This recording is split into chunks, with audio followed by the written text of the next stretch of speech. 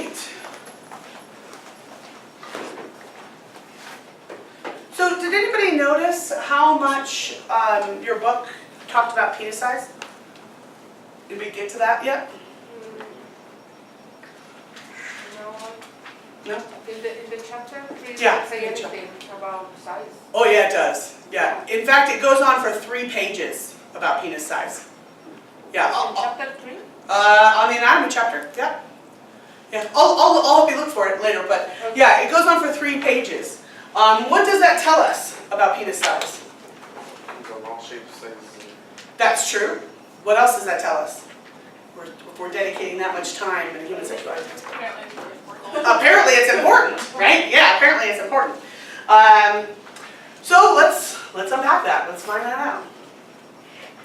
I don't know who created this map, but again, tells us how important this is. So this is a map of the world if we look at comparable penis sizes. So don't freak out, gentlemen. This is in centimeters, not inches. It's all right. So where are the largest penises in the world? Any guesses? Africa and part of South America. It is in Africa. There's one specific place that has the largest. No. Yeah, you can't really see it. It's one of those ones that are kind of hidden. The what? It's the Congo. The Congo has the largest penises that we have measured. You'll see a lot of missing data. That's because their government doesn't spend enough time measuring penises to give us good data. The smallest penises in the world. China. Nope. India? Nope. Japan? Nope. United States? Nope. We just have the complex. That was Thailand? a guess. What? Thailand? Nope. Russia. Nope. Mother Russia? Nope. The whole world. Nope. Mexico. Nope. Argentina? Nope. Yes. China. Nope. Morocco? Nope. I like that you guys know all these places. That makes me happy about American knowledge of geography. South Africa. Nope. Madagascar. It is in Asia, as you can kind of, it's all red, right? It's South Korea. Yeah. I would love to make Kim Jong-un jokes, but that's North Korea. I really would. It's the same thing though. But I do want to show you this. So this is a park in Seoul, South Korea. Overcompensating, perhaps? That is a giant penis right at the front. I don't know, maybe. So is the myth true? What's the myth? Asians have the smallest penis while blacks have the... Well, if we look at this map, we do see that a lot of larger penises are in South America and Africa. A lot of smaller penises are in Asia. Just like with any stereotype, but there's going to be a lot of outliers, a lot of people who don't fit in that. But this is the pattern that we see around the world.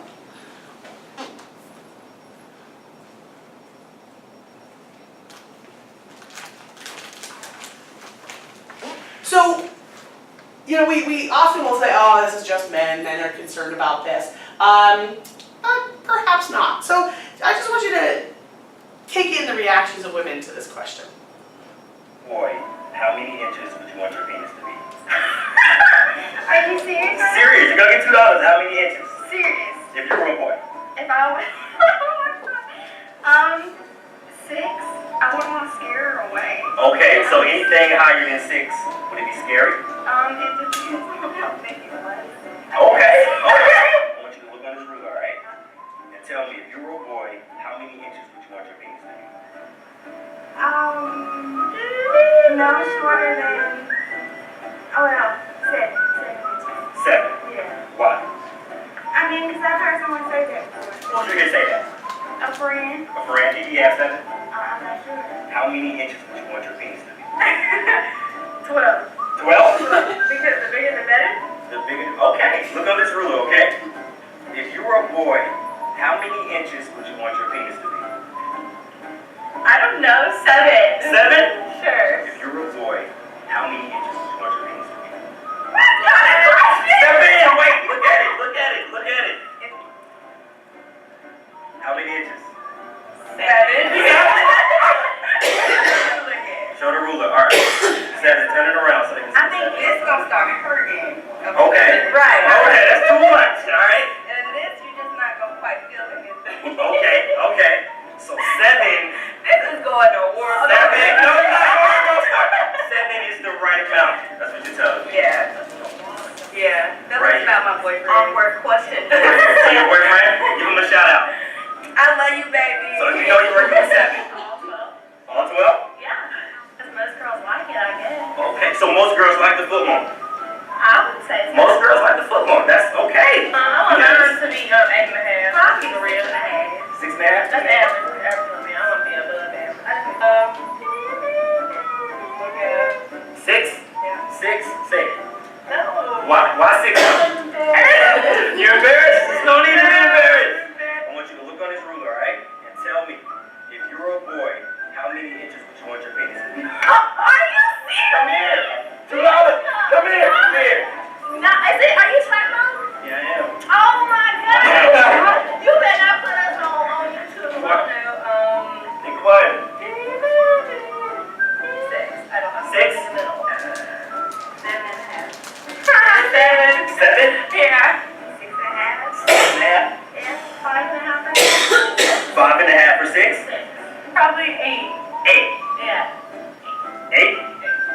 12. I don't know. the whole ruler. You know what that means. What does it mean? $5 foot long. What you mean? All right. So what did all their answers have in common?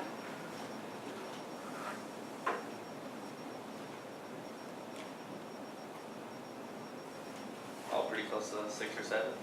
Yeah, in fact, over, right? Only one said 5.5, that was it.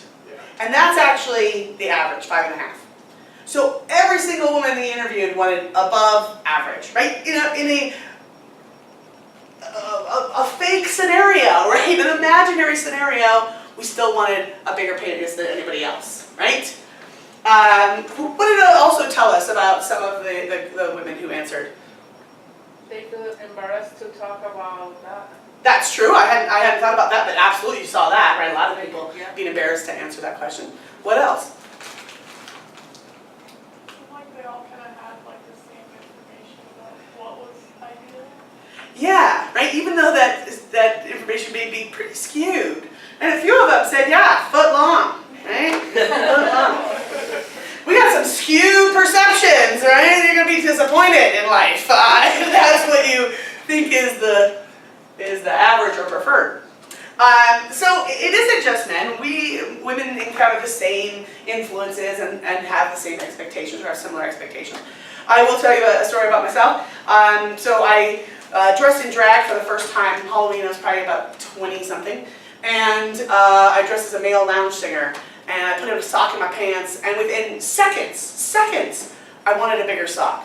I was like really shocked at how powerful that was. Like, no. Like a really... It's crazy, right? Even though it doesn't mean anything for me, I still wanted that bigger sock. So when we ask, does it matter? There's a few ways we could look at this, right? Does it matter to us psychologically? Does it matter to us physically? Does it matter to us socially in terms of relationships? And all those may have different answers. Biologically, no, it doesn't matter. The vagina is quite impressive and can adjust to the size of the penis, which means the walls come in if it's smaller, and it gets bigger if it needs to get bigger. Dogs do the same thing, except have a narrower set of ability to stretch, which is why the dogs get stuck together sometimes. Most of the nerve endings in the vagina are on the front. You don't have to go very deep to get a feeling of something in there, right? Most of that, and we did get a chance to see, right? It's not that far in. You can touch the cervix with your finger. So we're not talking about an incredibly large area. Socially, doesn't seem to matter. We've done big looks at correlation. You know, is there any correlation between small penis and not getting married or divorced or anything like that? There isn't, so you're just as likely. They looked at people with micropenises, which is a horrible word. I can't believe that they decided on that. Like, yeah, that's what we're gonna call it, because they have enough issues about it. Let's call it a micropenis. It's anything under 2 inches, which again, it's not micro, that's just smallish, right? But anyway, that's what we call it. So for those men who had micropenises, who had penises under 2 inches, they were just as likely to get married. They were also just as likely to have an affair outside of their marriage, in case we were worried about that. There is a really fabulous documentary, and now I'm trying to remember the name of it. Oh, Unhung Hero, that's it.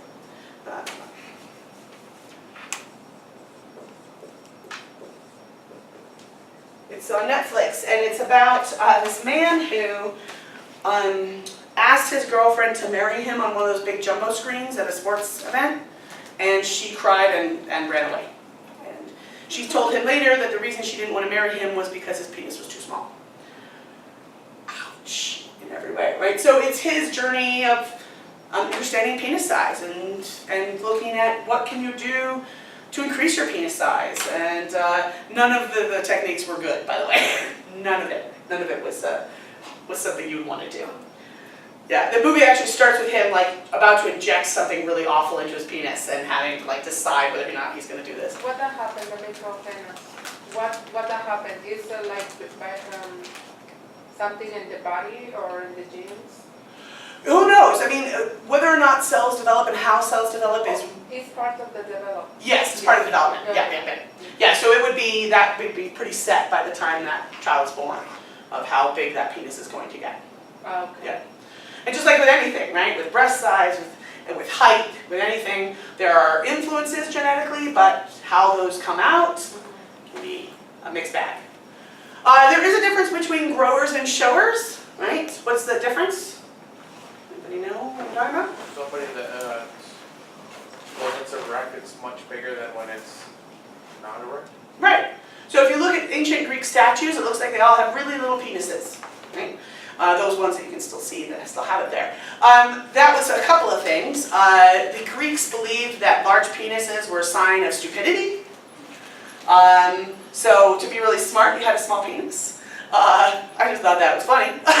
But that's what they decided. I have a fun fact. Yeah, so please, I love fun facts. It's not super like facty. Apparently that there might be in one of the museums like a drawer filled with all the penises that they took off the statues. Yeah, they've gone through, the Vatican has gone through lots of different changes, right, in terms of how okay they are with the human body. And so I would not doubt it. It's an enormous place. I'm sure there's like a whole room of penises that they've knocked out. They kept them. So. Yeah, why not, right? So the smaller penises, they become much larger with erections. The larger penises don't really change that much with erections. So that's why they're called showers, right? So they become larger when they are erect. And so when we look at erect penises, we actually don't see a huge amount of difference between them because the smaller ones make up for it with the erection. 2/3 of women state that they have no preference for penis size, so looking at it socially as well, in relationships. What does this also mean? 2 out of 3 women. The what? 2 out of 3 women don't. Doesn't matter what. Right, but what does that also mean? 1/3 does. 1/3 does. I mean, that's a pretty big part of the population. So when we're talking about anxiety of penis size, well, a lot of partners may care, right? They may be concerned. Each one's fighter. Oh, is there? Yeah. Oh. I just look at your face like, yeah. I was like, oh God, what's happening? All right, we'll try to avoid the spider. So it is a reality that some partners do care, right? And we can't ignore that reality. Some partners say, well, they just really like the feeling of being filled up. Probably more partners will say that there are problems with larger penises, that becomes difficult. The largest penis in the world so far, 13.5 inches, which again you can see the people who said a foot long are super way off if the largest is 13.5. He lives in New York City. There's a couple of really good videos of him talking about being frisked at the airport. They constantly try to take his penis away because they think it's something else. So he says he has a lot of problems with partners, that many women do not want to date him because that can be very painful to try to.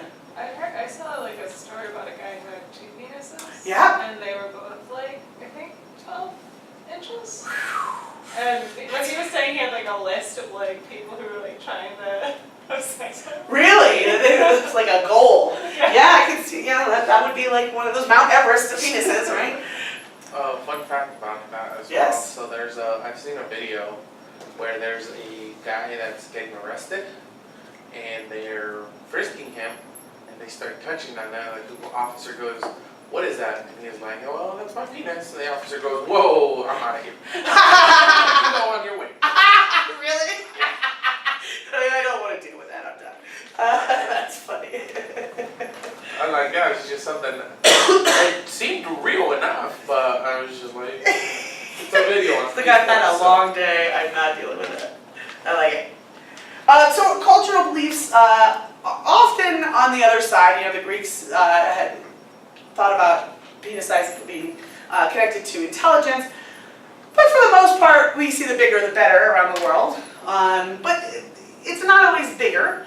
So this is from India. And one day I went to the Natural History Museum, the Art Museum here in Denver. And my goal was to take pictures of all the genitals I could find. I did pretty well. I was like really kind of surprised at how many I found. I was happy. This is before I had kids. I had a lot more time on my hand and nothing to do. So I took pictures of penises.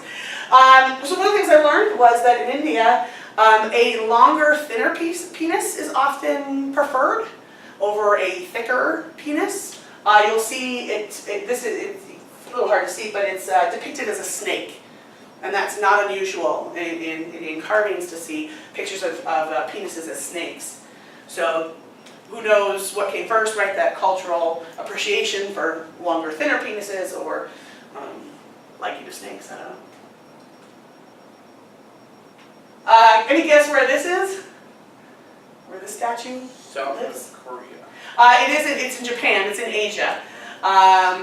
What is this saying? What does this sculpture say to us? They're worshiping. Okay, yeah, and we'll see penis worship throughout the world, especially a lot in Asia. There's a Thailand cave that's all about penis worship. You can go there and see all the penis sculptures. But it's not just worship that's happening here. What else is happening here? Is he screaming? He is, yeah, and it's hard to see, but he's actually got chains in his mouth. Oh. And there's a chain here, and a chain around his penis, and chains here. What could this be saying? He's a slave of sex. Yeah, he becomes a slave of his own body, right? I mean, you would die, right? For this to fill, you would have to lose all the blood in your entire body, right? But yeah, you would become a slave to yourself at that point, a slave to your own body. You get lightheaded. I mean, got sexually excited. So I like that because it kind of does say the other side of it too. It's not just about bigger is better. This comes from Pompeii. I'll do a whole slideshow on Pompeii. It has one of the most well-preserved brothels anywhere in the world. But again, so ridiculously large, right? Unbelievably large. And maybe it's not about size, but just about quantity. This was, I dropped my giant banana penis. Let's see, it comes from Italy, 1536. So we think we're, kind of cutting edge and we make funny things with penises. But yeah, they were doing this in the 1500s too. Right? I'll make a whole face of penises. It'll be awesome. And everywhere else, right? So we love to worship the penis, carve the penis, express ourselves with the penis. I have a few things today that I'm going to show you. I'm going to start with some of the more homegrown ones. This was actually an art project that one of my students did. It's covered with clay, and the clay has kind of had better days because I keep throwing it in things. Pass that around. This was part of another student's, this actually got part of clay from the other penis on it, was part of their project. Just a giant rainbow lollipop. Again, ridiculous size, even for a lollipop, right? But let's start going around the world and then we'll come back home. So the first stop I want to make is Mexico. So these little guys are fertility statues. It's not unusual to see fertility statues in this way. Very large penis for the male. You can see testicles underneath. That's what I like. Be careful with him, he has broken several times. He is rather fragile. This is the statue, the fertility statue for females. This is very usual too. It's not about a large reproductive organ. This is, it shows her baby coming out. Yeah, right, just boom. She looks pretty calm about it too, which, I don't know. So it's usually either showing a large belly or showing a baby somewhere in there that shows kind of that fertility piece. Did you guys get all these? Going around to YouTube. All right. Then, what do you think this is? A whistle. I think of it like the opposite of a rape whistle. It's like, come on. This I found, this is a true story, on a hill in Sicily at a children's toy shop. Well, it's because America, sorry, I'm not. Well, no, heck, go ahead. I was gonna say, because America is so mindset as to, oh, this is bad, this is for adults, this is for, should not be exposed to children, as to where every other part of the world, Right. they're like, learn about it, be Right. aware of what it is, be aware of what's gonna happen, be aware of, sorry, I just want to. No, we have a lot of taboos about the human body, right? And this is all this really is, it's the human body. And so we think that children shouldn't see the human body because it will somehow warp them, even though they have that human body, you know, it looks similar. So same place, Sicily, I got this, and I found this really interesting because they used the Italian flag with the penis. And I just imagined that being an American flag and just put a big penis. And what I really liked is that the penis is uncircumcised. So that makes me happy. Are you guys getting any of this? Are you, all right. You're not bypassing them, are you? No, it's because they're coming from over there. Is it coming? Okay. All right. And this is from Pompeii. This is just one of the statues. There's a lot of sexually based statues because it's just part of life. Which one? Oh, yeah, it doesn't surprise me at all. Speaking of China, so this little guy comes from China. He is so popular that I had two friends of mine, completely unknown to each other, years apart, both bring the exact same thing. So he's a little boy. You can see him when you hold him. He's holding his penis. And what this is for is this tells you if your tea is done. You stick it in your teapot, and if you pull it out, and he pees, then your tea is done. Does this come from Mexico? Yeah, it does say made in Mexico. That's what she just pointed out. Yeah. Or no, it does say made in China. It says made- Oh no, it's an Italian flag. Oh, okay. Yeah. I was like, wait, what? Now I get it. But speaking of Mexico, this was just for funsies. I got this in Puerto Vallarta because I thought, well, it goes with my collection. So this is a pipe. Yes, you can see it's unused. Are you sure? But again, ridiculous stance, ridiculous size penis. Because why not? That's funny when they do like a lot of female fertility statues, it'll be very like. Oh, here's the other. Which way did I go with the? Yeah. Sorry, say that again. With the fertility statues for women. It's more like breasts and hips that are pronounced, but Yes. like, It'd be funny seeing I mean, I guess we can't really make an external Yeah, picture dick. for a female fertility. Right. Well, I mean, you can have oversized breasts, but yeah, that's not what we often think of as super fertile. Even though that's part of it, right? Your breasts get bigger when you're pregnant. So this little guy comes from Turkey, from Ephesus. There was a ton of them. This is the one I can afford. But again, what strikes me is how completely ridiculous the size changes are, right? This penis is literally bigger than him. He does stand up though. All right. So the last thing I want to show you is my favorite piece, because I enjoy the story that goes with it. So back to Pompeii. Outside of Pompeii was this little stand that had a number of things, including this little guy.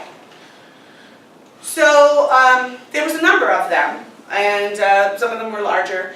And so I asked the man about it, because I want to know, I want to understand why.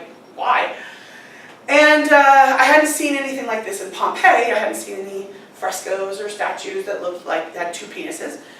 So I said, what's up with the two penises? Is that some kind of cultural thing?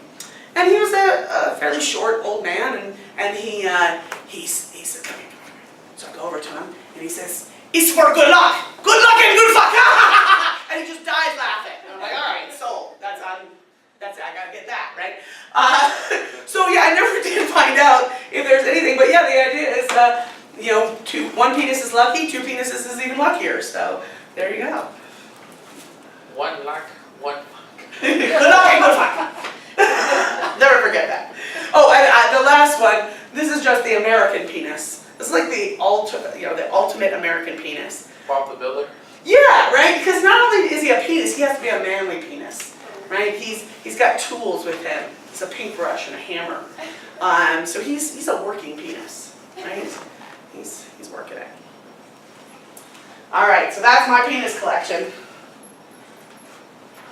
I think you have a problem. Does he have a whip? What is this? No, that's a paintbrush. Oh, it's a paintbrush. Yeah, he's supposed to have a paintbrush, and that's supposed to be a hammer. But yeah, anywhere you go, you will find similar things from that area. We write what's important to, we make what's important. And speaking of two penises, right, there's three penises. That must be even more lucky up there. That's gotta be like the luckiest penis ever. It's got three. Alright, so let's start talking about some of the other things besides just the parts and pieces. Any questions before we move on though? I have a question. Yes. The size of the penis has to do with the sexual drive of that person? No.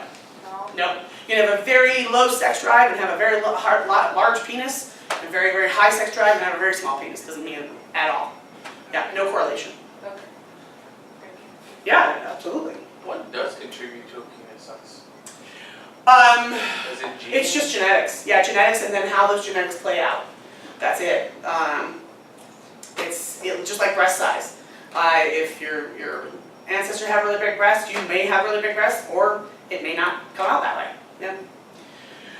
So like I said, testosterone, everybody has testosterone in their bodies for the most part. There are some disorders where your body either does not make testosterone or it does not accept the testosterone. And we'll talk about that later on when we get to gender. But the biggest place, which is why males generally have more testosterone, is because they are made in the testes, as we talked about.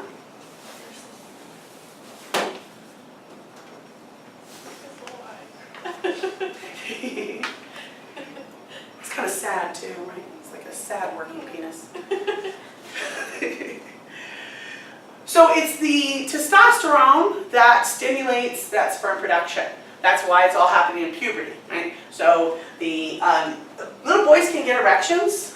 They generally won't produce anything, but they can produce something too. If that can happen earlier than what we think of as puberty, when that puberty starts. But it wouldn't have any sperm. Right? It would just be all that other stuff. And we already know sperm's just 1%, so we wouldn't see any difference at all.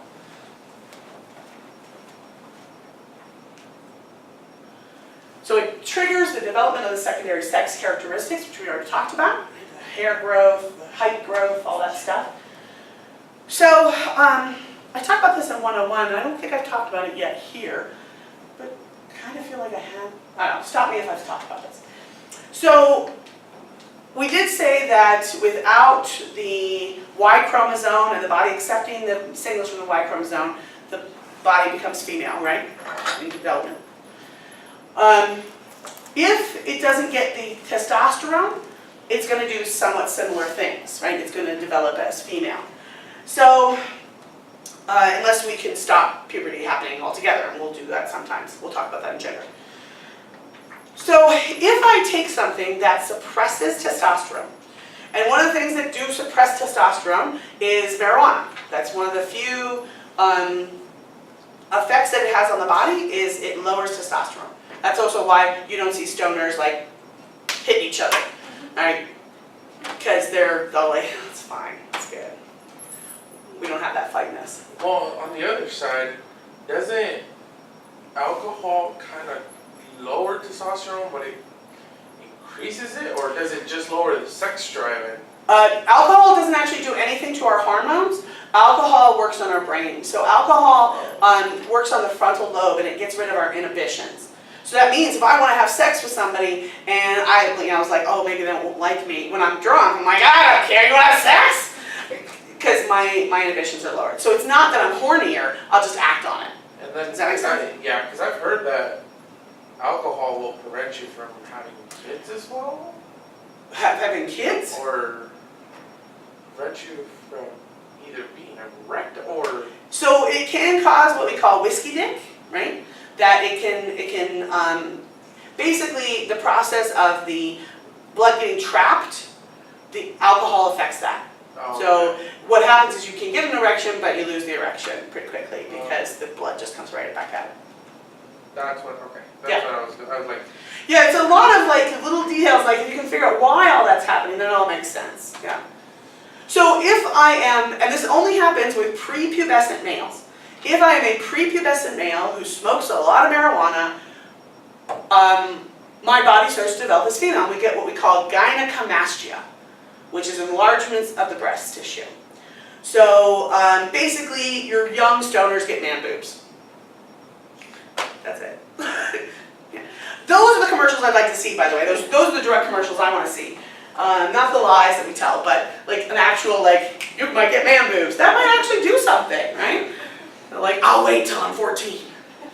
It's the testosterone that regulates sex drive as well. So if I don't have a lot of testosterone, I probably will not have a large sex drive.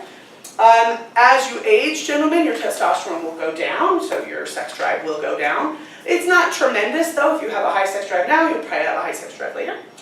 But testosterone does affect it. For people who are taking testosterone, transitioning, you see a huge impact in sex drive. It makes the sex drive go way up. A friend of mine, Matt Cayley, used to teach her. He says the only thing you want to do when you have a lot of testosterone is fight and fuck. That's it. That's what you want to do. Ready? What is a high sex drive? Well, that's part of the problem too, right, in terms of normalcy, is what does high mean? I'm going to wait for that conversation, because we are going to talk about that conversation with communication and with paraphilias, or with, right before paraphilias, when we're talking about the biological sex things that can go wrong. We'll get to that, I promise. Another stupid question. Yes.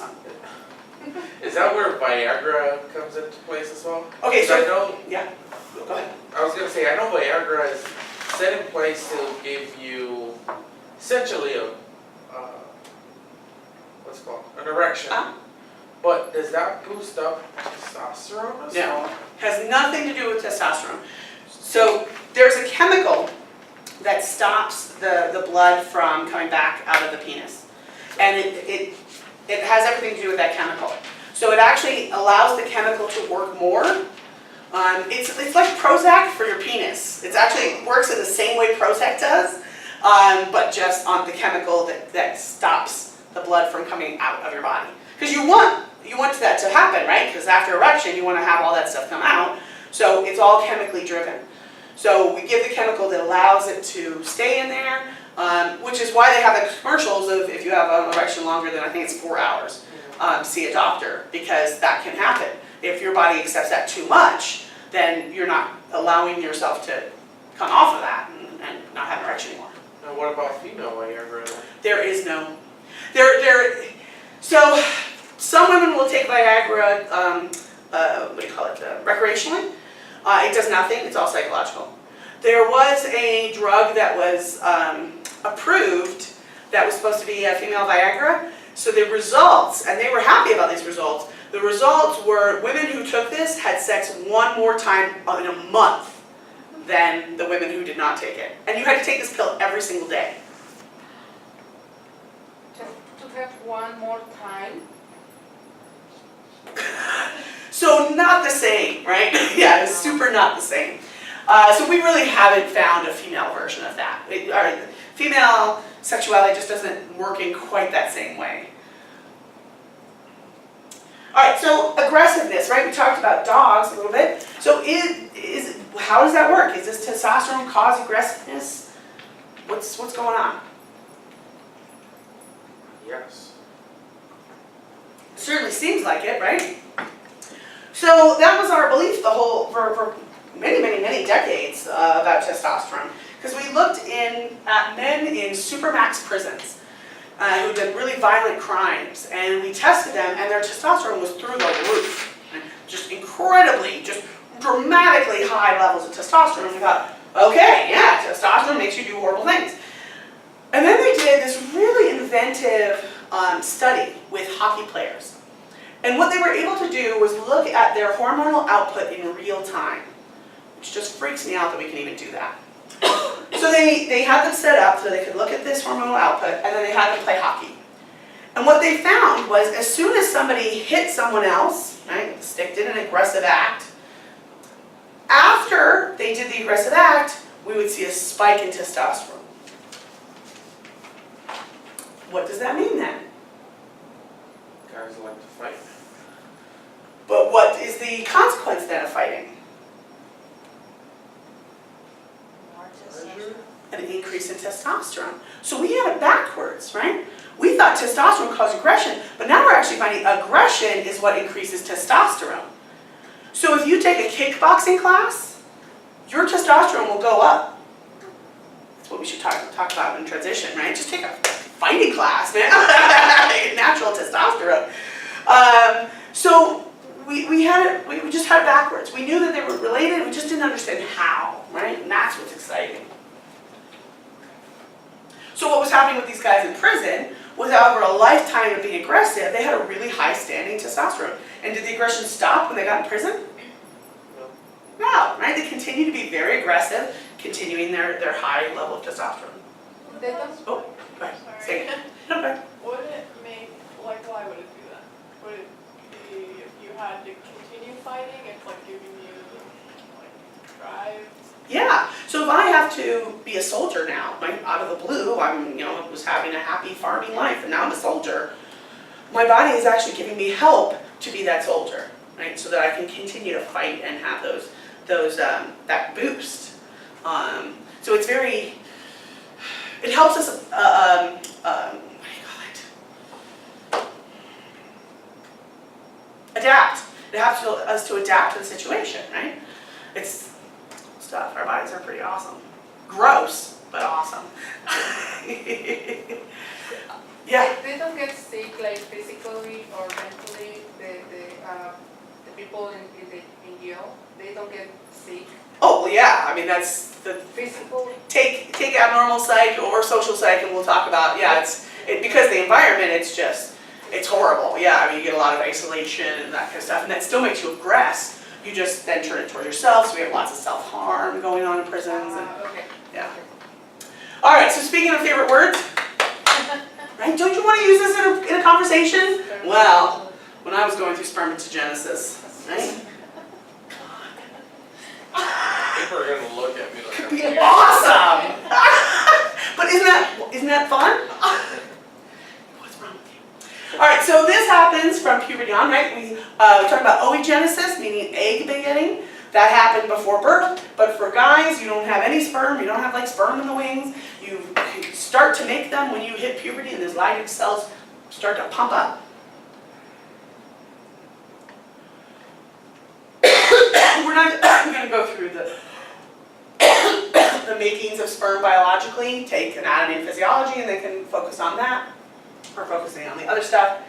We already talked about this, right? They're going through those seminiferous tubules. That's a fun one to say, it's still hard. So how long do you think it takes for sperm to go from birth to out your penis? Or out a penis? Sperm? Yeah. How long does it take to go from birth to all through the testicles and out the penis? So that whole process. 14 years. 14 years. Any other guesses? Guesses are free. 20-some days, 20 days. right away. It's just random numbers. Let's see. Any random number. 1 day. 1 day. I like it.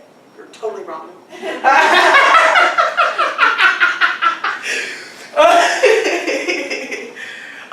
So if, let's say you're trying to have babies and you want your sperm to be in its tip-toppity because you want the best sperm in there, so you quit drinking and drugging and smoking and all those kinds of things in hot tubs, right out. It'll take about 3 months. 3 months for the sperm that you finally, when you became clean, those are the sperm that are coming out. So it's about 64 to 72 days. So about 2.5 months, but close to 3. So they're working on it a while, right? So anything that you're exposed to during that time can impact your sperm. So things like smoking, if you're a cigarette smoker, it can make your sperm lazy. Means it just doesn't go as fast.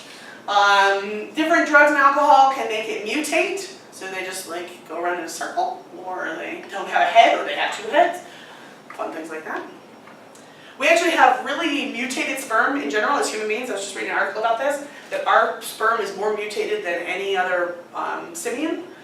And they think that that might have done some, that might have helped with evolution. That because we got more of a what? Right. A variety. Thank you. That's exactly what I was looking for. All right, gentlemen, how many sperm do you make every day? Millions and millions and millions. So I hope that you use this in your personal life. When somebody asks you to do something, I want you to say, oh, you know, I would, but I made hundreds of millions of sperm today. I am exhausted. Like, I'm working it, man. Working it hard. Oh, I'm gonna use that at work now. right? I'm up to like 200 million, man. This is... right? Whatever helps, right? Whatever helps you.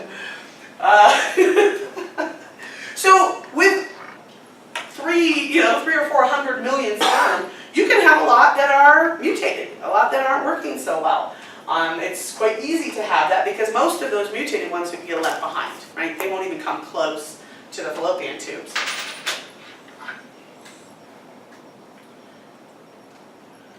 And as we kind of talked about, right, each sperm generally comes with an X or a Y. We'll talk about how that's not always the case when we talk about gender. Any differences in how these little guys move? Oh, there is. So which one is the one that's going to produce the girl? X. Right? So X is like our marathon runner. She's slow, but she'll keep going, right, for a while. Y, he is our sprinter. He's fast, but he peters out pretty quickly, right? So the only reason, well, one of the reasons we know this is through IVF. So if we, well, how IVF works, or well, let's do IUIs. So with an IUI, we're taking the sperm, they do a process of cleaning it, which happens when it goes to the vagina anyway. And then they put it through the cervix, right?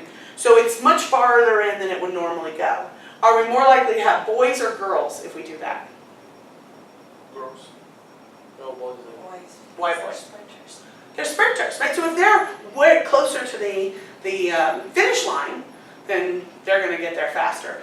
So we see about a 50-50 rate that changes with some things, but generally it's about a 50-50 rate. It goes up to 60-something rate with boys for fertilization when we do artificial fertilization. because they're so much closer. I find it a fun party game. I find out if people have a lot of boys or girls. My favorite thing is to find out if people have a lot of girls, and I say, oh, your penis must be very small. Because it took them a long time to get there, right? It's just a cruel thing that I do.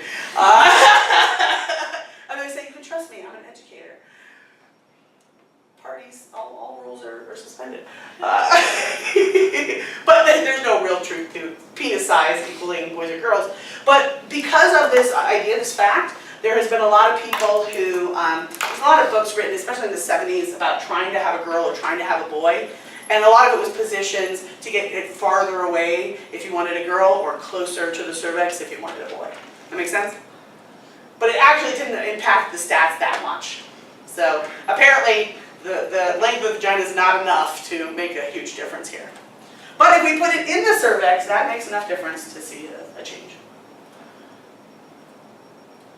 All right, and all this is carried in that seminal fluid, right? It's coming from the prostate and the seminal vesicle. Oh, last bit of trivia. How fast is sperm or ejaculate? I should say. Super fast. Super fast. How many miles an hour is your ejaculate? Super fast. How many miles an hour? 100 miles an 100 miles an hour. What else we hear? 5 miles an hour. 60? 60 miles an hour. Random numbers? 10 miles an hour. That's close. It's 28 miles an hour is the average. Oh. Again, gentlemen, you have an excuse, right? Like, I am exhausted. I made that come out 28 miles an hour. Ah. When you're younger, it'll come out quicker. As you're older, it won't come out as quick. When you're young, you might hit the ceiling. When you're older, that's not going to happen. Plus, if you haven't ejaculated for a while, it will be more intense in terms of speed and how much is coming out. If you've ejaculated just in the last few minutes, it probably won't come out very quickly or with much vigor. All right. In about 3 days, gentlemen, as well. So let's say you want to get pregnant, you want to get your partner pregnant. You would rate 3 days between ejaculations to get the best sperm. So you would have the highest amount of sperm before they start to mutate. After 3 days, they start to mutate at higher rates as they're waiting to come out. Let me tell you one more story that's one of my favorites. So the funny thing about sperm and ejaculate is it has to come out. Your body makes it constantly, and so if it's not coming out, then it's mutating, and that's not good, right? So, gentlemen, your bodies are built so that you are going to ejaculate whether you like it or not. When does that happen? When it's not your choice. Yeah. We call those nocturnal emissions.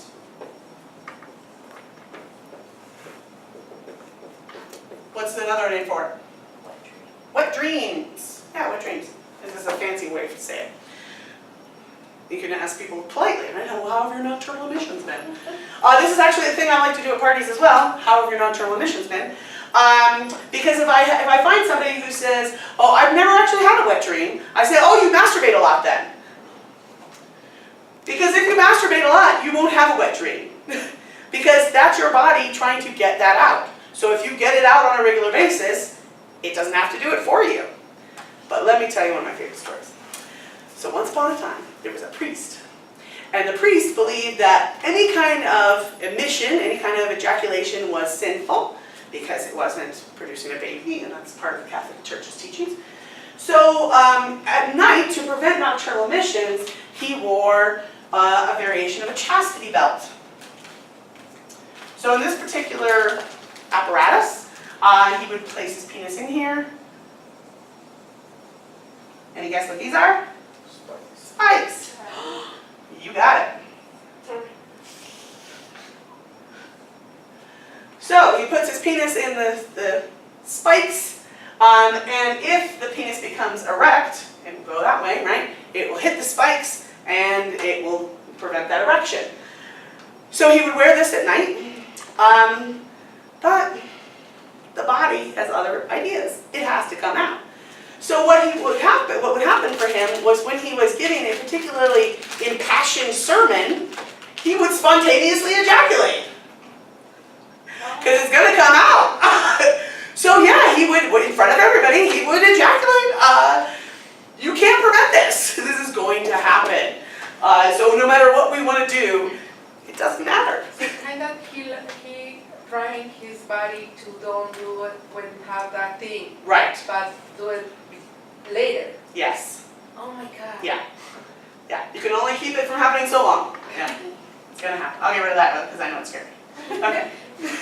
Sounds painful. I know, right? Especially A lot of people have done very painful things in the name of chastity and religion.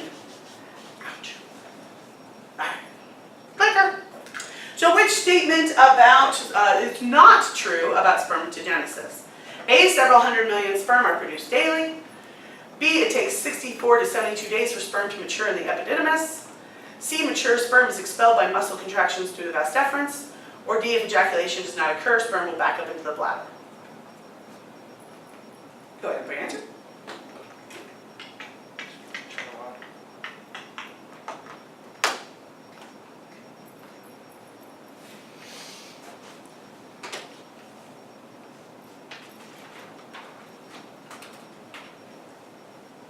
One more.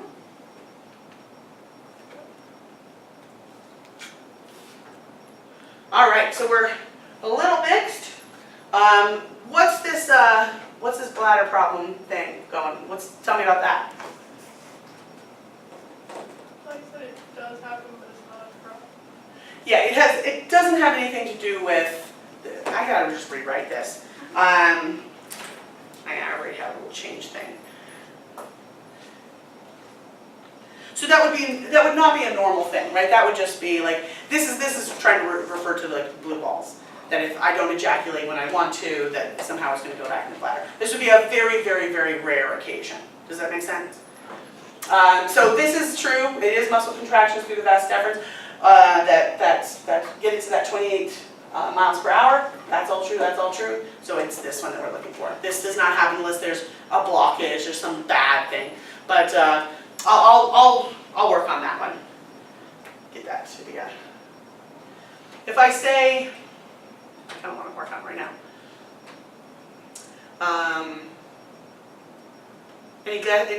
Any suggestions? How I could change that? if you do not ejaculate.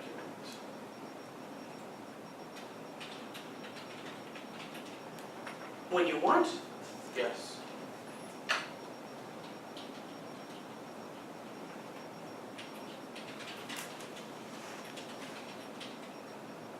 Is that better?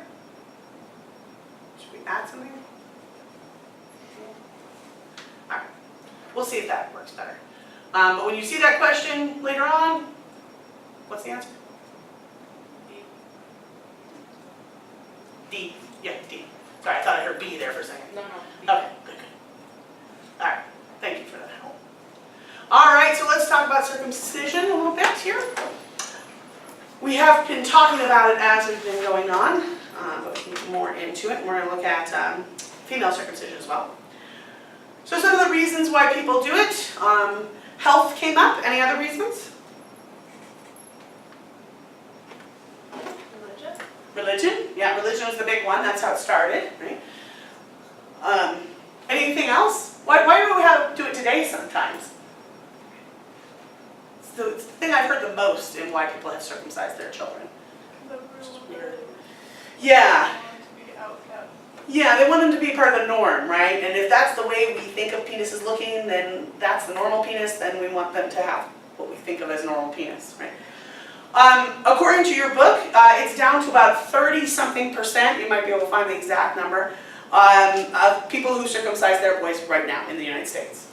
It has fallen tremendously. In the 1980s, it was in the 80s. It was in 80% of people who would do it.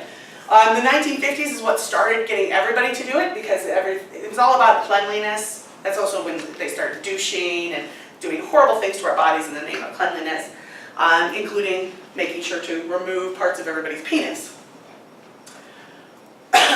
Appearance is a big thing. Some people will say, well, the child's penis should look like the father's penis. That if, kids look at a dad, then they should kind of look alike. So that's kind of kept it going for a while.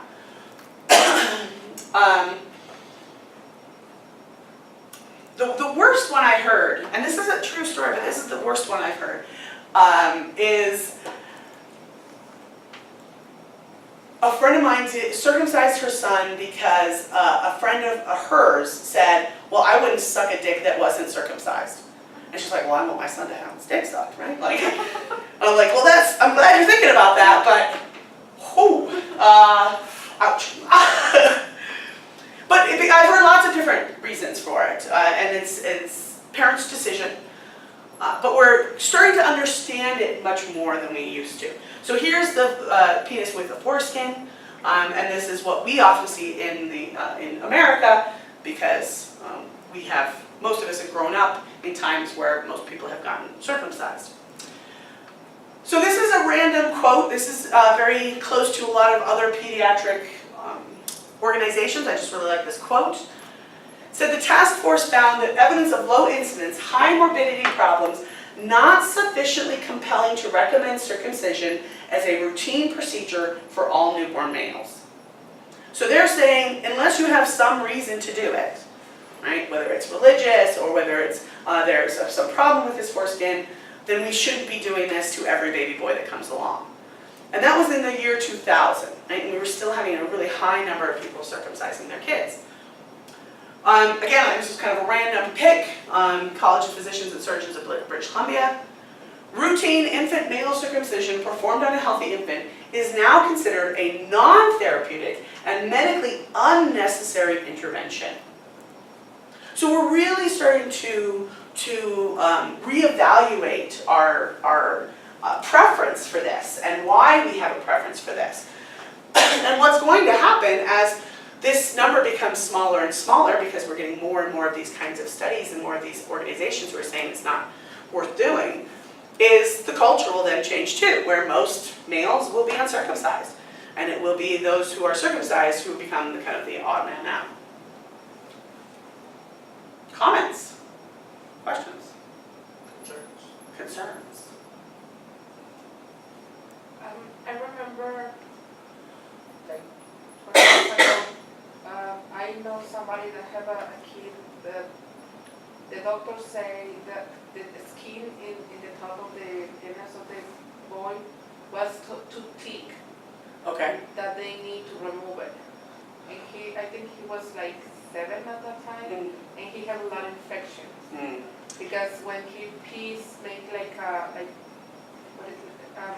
the pee go inside of it, make it like a bubble, Sure. something like that. Yeah, where it was too Normal? tight, it wasn't allowing him Yes. to kind of retract it for those things. Yeah.